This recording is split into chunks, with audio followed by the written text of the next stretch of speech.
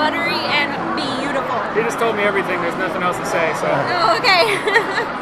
Hold on. No, I have trying some peanut butter over here. See, I have the notes because will you keep tweeting for me? Trying. Would you? You can use this and you just tweet that we're basically what I've said in the other tweets. Just tweet that we're with Eagle Rock. Have them right there and their Twitter handle right there. Try to figure it out. All right. So we have Revolution XPA and Populist IPA. Oh, thanks, babe. He helps me in my posture. I normally sit on a yoga ball because it helps me keep my back straight. But anyway, all right. Which one do you think we should try first? The Revolution. IPA? The Revolution XPA is a style name, and a lot of people confuse that with something that's extra strong or extra hoppy. It's actually, the quick summary is that it's kind of like an IPA divided by two.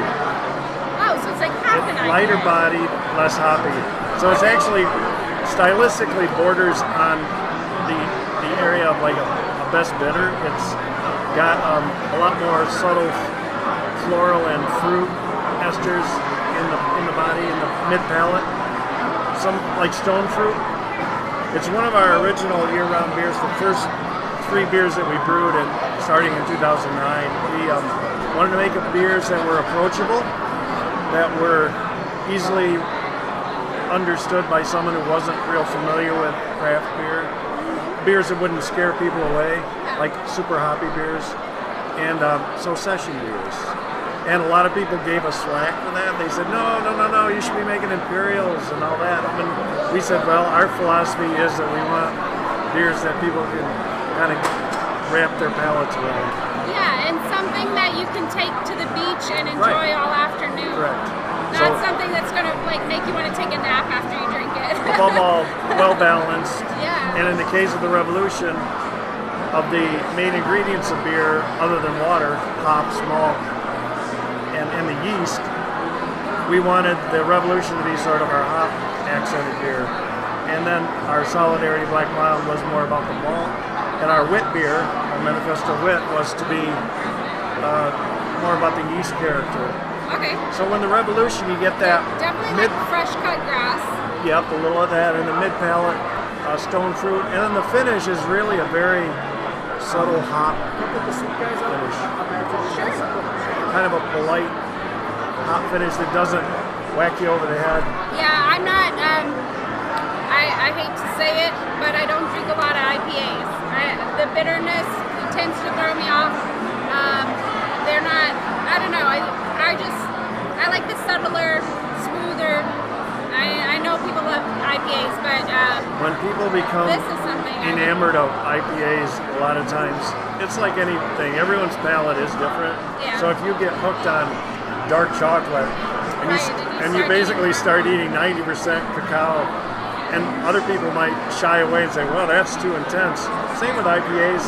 You know, people love what they love, and the reason they love it is that hop character. Yeah. So there are some that are really big, over-the-top hop character, and some of those beers, I understand them technically, and I get it, but personally for me, I don't want to try and drink one all night, and you can't. Yeah. You know, if it wrecks your palate to say, I had, that certain beer, well, that's fine, but our goal is to have a beer that you can have one and revisit it, maybe 2 or 3 times at a night at a pub, enjoy it. Yeah. And it works well with food. It goes really well with pizza. Which one is this? Yeah, that's the XPA, the Revolution. Yeah. And he was saying extra pale ale actually means not that it's stronger pale ale, but it's actually less strong.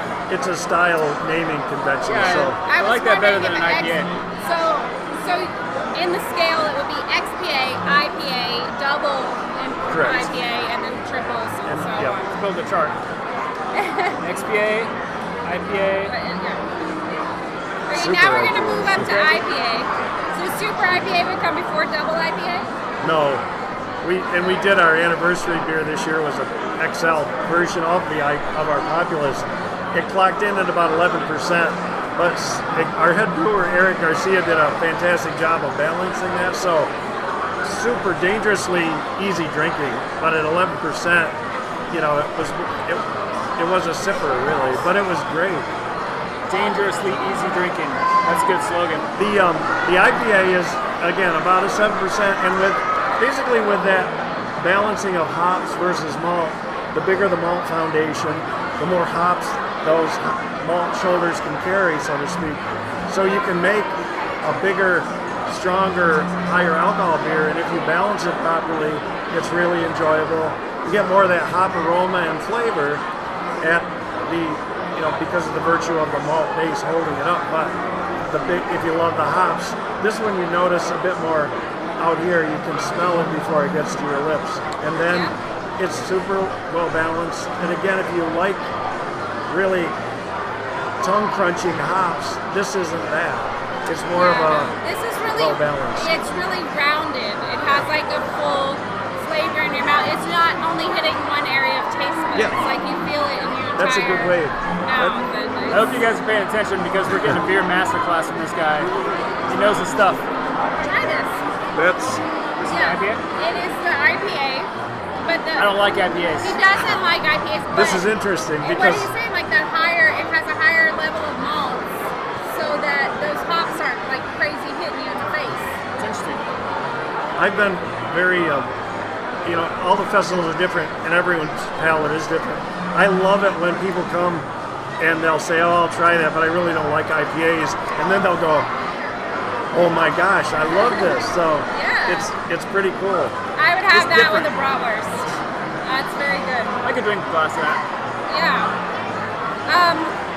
All right. Well, thanks for stopping by. My pleasure. We won't take up any more of your time. Thank you. Yeah, well, I've got lots of time today. My assistant, There you go.